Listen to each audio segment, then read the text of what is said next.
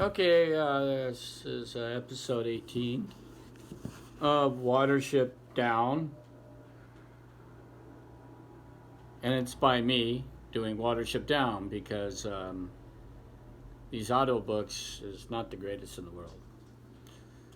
It's just like the candy ass that I saw in the video yesterday, and he's like got a straight face, he's all serious. I'm like, wow, dude. It's great for little kids, but we're not going to make this for little kids. So this is called On Watership Down, episode 18, Watership Down. In the evening of the following day, the north-facing encampment of Watership Down, in shadow since early morning, now caught the western sun for an hour before twilight. 300 feet down the round, 300 feet, the down rose vertically in a stretch of no more than 600. A precipitous wall from a thin belt of trees at the foot of the ridge where the steep flattened out. The light, full and smooth, lay like a gold rain over the turf. The furzes. Oh, it's a bush. Okay, the furze and yew bushes. A few wind-stunted thorn trees. From the ridge, the light seems to cover all the slope below, drowsily and still. But the down in the grass itself, between the bushes, in the thick forest, trodden by the beetle, the spider, and the hunting shrew. The moving light was like a wind that danced among them to set them scurrying and weaving. The red rays flickered in and out of the grass stems, flashingly minutely on the, yeah, exactly, membranous wings, casting long God damn, this guy is long-winded. You expect kids the age of 10 to know what the hell this guy's talking about? Yep. Is the rabbits in the grass, Dad? Are they playing in the bushes? Yeah, so I gotta go on with this long bullshit spiel of, oh God. Anyway, breaking each patch of bare soil, the martyred individual grains, the insects buzzed, whined, hummed, strutulated, and droned as the air grew warmer in the sunset. I bet this fucking guy's got a stack of encyclopedias trying to find all these damn words. Louder yet, calmer, and they among the trees sounded the yellow hammer, the linnet, and the grin French. Oh God, here goes. We're talking about birds now, different kinds of birds. The larks went up, twittering in the scented air above the down. From the summit, the apparent immobility of the vast blue distance was broken here and there by whiffs of smoke and tiny momentary flashes of grass. Far below lay the fields green with wheat, flat pastures grazed on by horses, the darker greens in the woods. They too, like the hillside jungle, was what happened? You died? No. Thummelodious with evening, but from a remote height turned to stillness, and their fierceness tempered by the air that lay in between. I mean, was this necessary, this monologue of shit? How's a 10-year-old going to understand what the hell all this is? I read the book at 15 the first time and it killed me. Gosh. Okay. At the foot of the turf cliff, Hazel and his companions were crouching under the low branches of 2 or 3 spindle trees. Well, which is it, 2 or 3? Since the previous morning, they had journeyed nearly 3 miles. Their luck had been good for everyone who had left the warren was still alive. They had splashed through 2 brooks and wandered fearfully into the deep woodlands west of Eckinson's Well. Of course you would pick some fucking weird ass little town or whatever no one can pronounce. They had rested, I bet the rabbits can't even pronounce it. They had rested in the straw of a starverel. Really? Or lonely barn. And woken to find themselves attacked by rats. Silver and Buckthorn, with Bigwig helping them, had covered the retreat until all were together outside. They have taken to flight. Buckthorn has been bitten in the foreleg, and the wound in the matter of a rat bite was irritant and painful. Skirting the small lake, they had stared to see a great gray fisher bird that stabbed and paddled in the seatage, until a flight of wild duck had frightened them away from their clamor. Oh man, this guy. They had crossed more than half a mile of open pasture without a trace of cover, expecting every moment that some attack that did not come. They had heard the unnatural humming of a pylon in the summer air, and actually has gone beneath it, whatever the hell that means, on Fiver's assurance that it could do them no harm. Now they lay under the spindle trees and sniffed in weariness and doubt at the strange bare country around them. Since leaving the warren of snares, they have become wearier, shrewder, and tenacious band who understood each other and worked together. There was no more quarreling. The truth about the warren has been a grim shock. They have come closer together, relying on and valuing each other's capacities. They knew now that it was on these and on nothing else that their lives depended. They were not going to waste anything they possessed between them. In spite of Hazel's efforts beside the snare, there was not one of them who had not turned sick at heart to think that Bigwig was dead, and wondered, like Blackberry, what would become of him now. Without Hazel, without Blackberry, Buckthorn, and Pipkin, Bigwig would have died. Without himself, he would have died. For each else of them all. What now have stopped running after such a punishment? There was no more questioning of Bigwig's strength, Fiver's insight, Blackberry's wit, or Hazel's authority.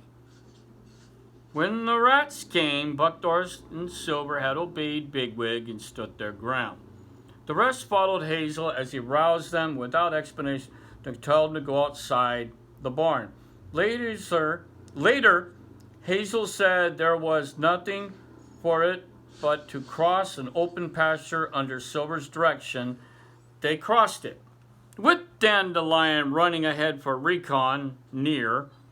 When Fiver said the iron tree was harmless, they believed him. Strawberry had a bad time. His misery made him slow-witted and careless, and he was ashamed for the part he played in the warren. He was soft and more used than he dared to admit in indolence and good food. But he made no complaint, and it was plain that he was determined to show that he could do and not be left behind. He proved useful in the woodland, being better accustomed to thick woods than any of the other. He'll be all right now, you know, if we give him a chance, said Hazel to Bigwig at the lake. He darn well ought to be, replied Bigwig. The great dandy, for all by their standards, Strawberry was scrupulously clean and fastidious. Well, I will not have him browbeaten, Bigwig. Mind. That won't help him.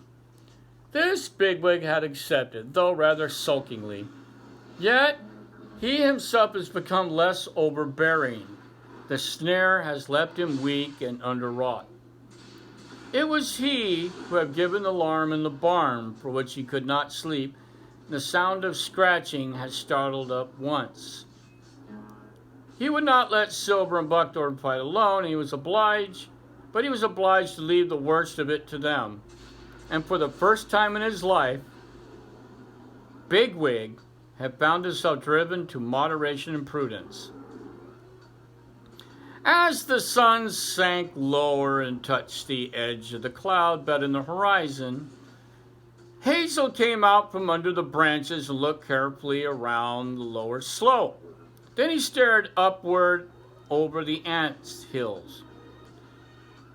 To the open down rising above, Fiver and Acorn followed him out and fell to nibbling at a patch of sainfoin. It was new to them, and did not need to be told that it was good and raised their spirits. Hazel turned back and joined them among the big, rosy-veined magenta flower spikes. God, this guy with his flowers. Fiver, he said, let me get this straight. You want us to climb up this place, however far it is, and find shelter on the top? Is that it? Yes, Hazel. But the top must be very high. I can't even see it from here. It's open and cold. Not in the ground. The soil's too light, and we'll be able to scratch some shelter easily when we find the right place. Hazel considered again. It's getting started that bothers me. Here we are, all tired out, and I'm sure it's dangerous to stay here. We've nowhere to run to, and we don't know the country, and we can't get underground. But it seems out of the question for everyone to climb up there tonight. We should be even less safe.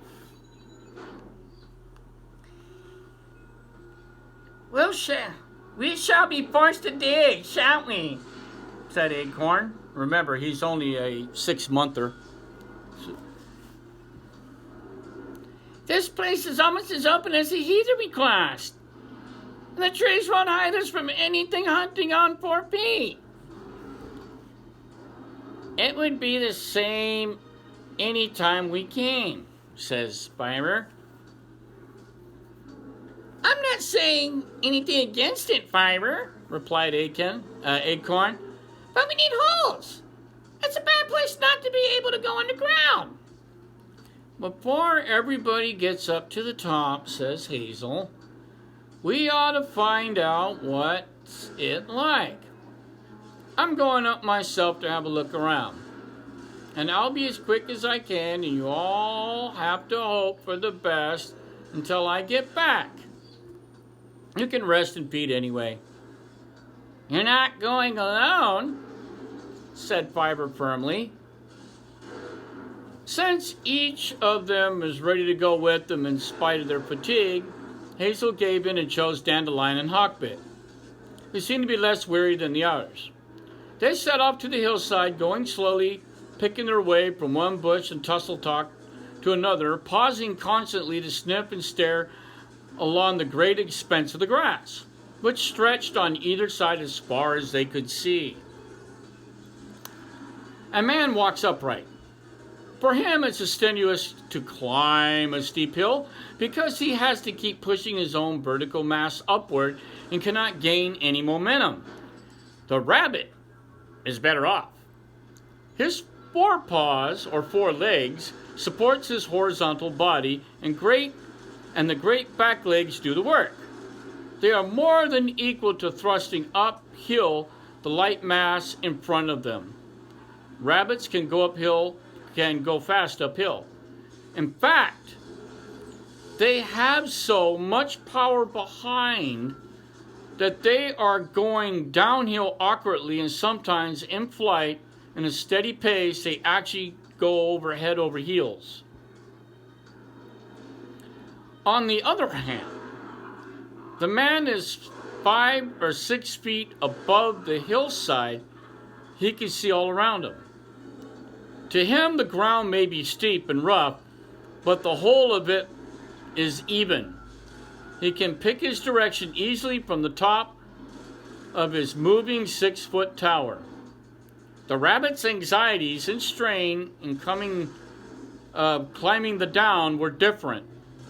Therefore, from those which you, the reader, will experience if you go there. Their main trouble was not bodily fatigue. When Hazel said that they were all tired out, he had meant they feeling the strain of prolonged insecurity and fear. Rabbits above ground, unless they are in proved familiar surroundings close to their holes, live in continual fear. If it grows intense enough, they can become glazed and paralyzed by it. Thorn, to use their own word. Hazel and his companions have been on the jump for nearly 2 days. Indeed, ever since they have left the home warren 5 days before, they have faced one danger after another. They're all on edge, sometimes staring at nothing, and again, lying down in a patch of long grass that offered. Bigwig and Buckthorn smelt of blood, and everybody else knew they did. What bothered Hazel, Dandelion, and Hawkbit was the openness and strangeness of the down and their inability to see very far ahead.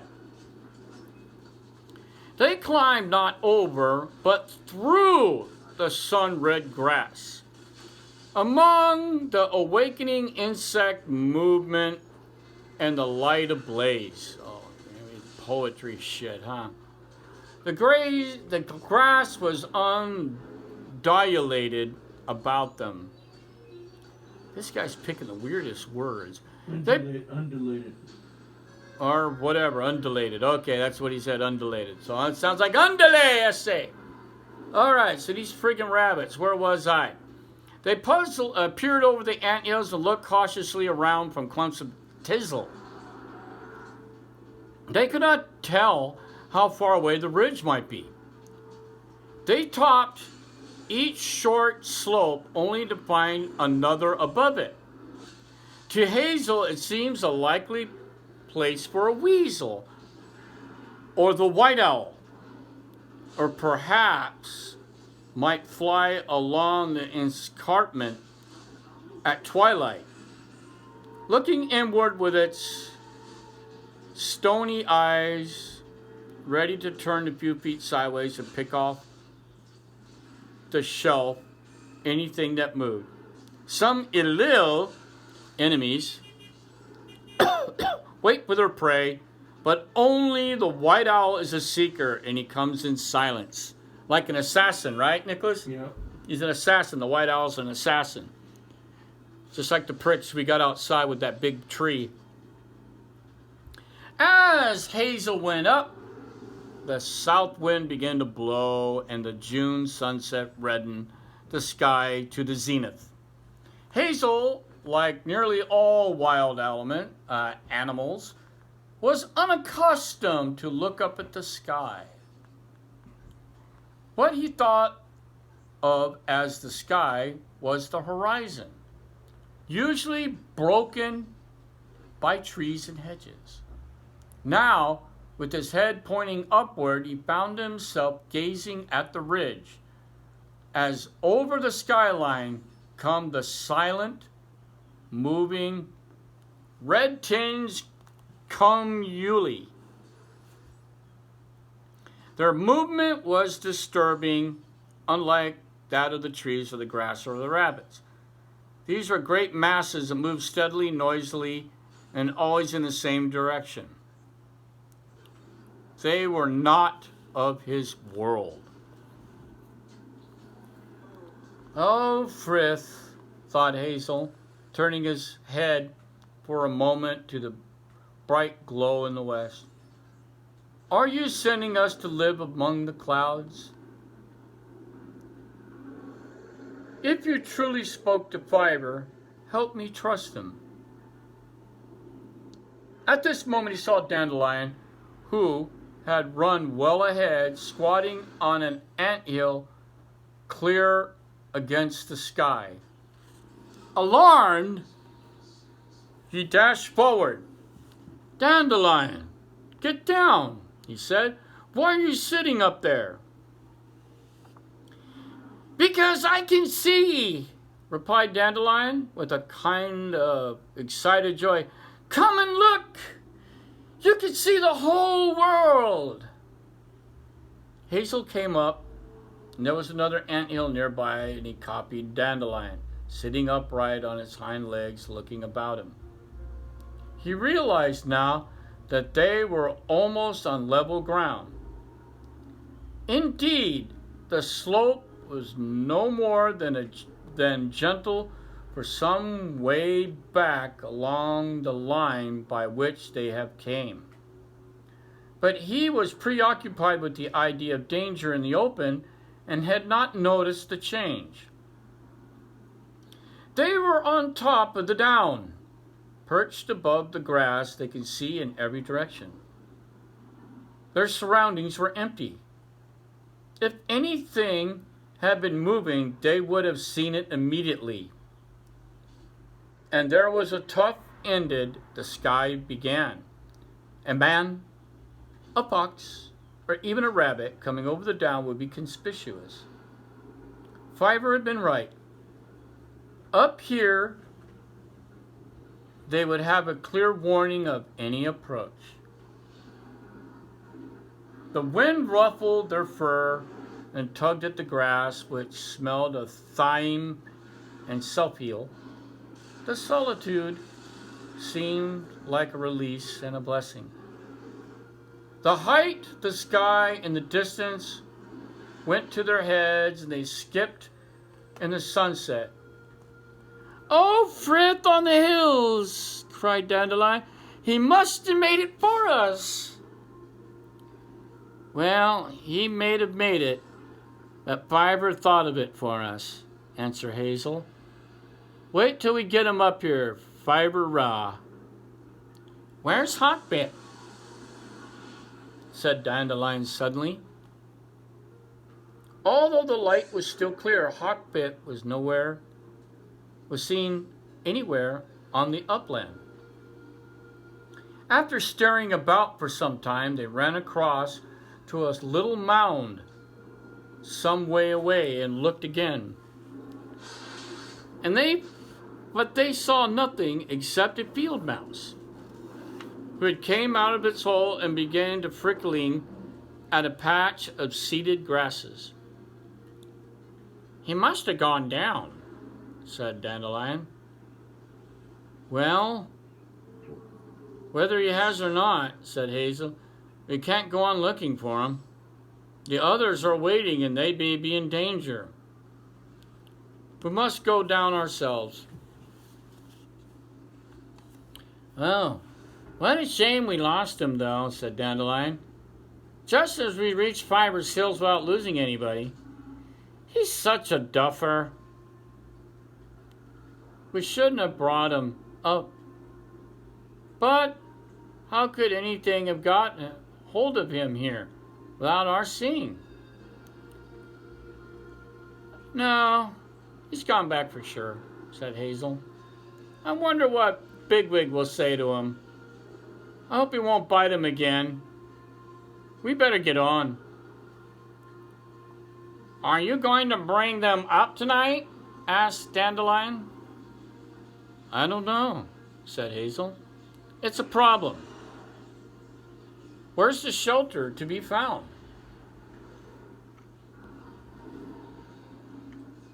Oh dear. Goddamn thing went on. Clip. It's already, the damn camera's taking a shit already. Yeah, pretty much.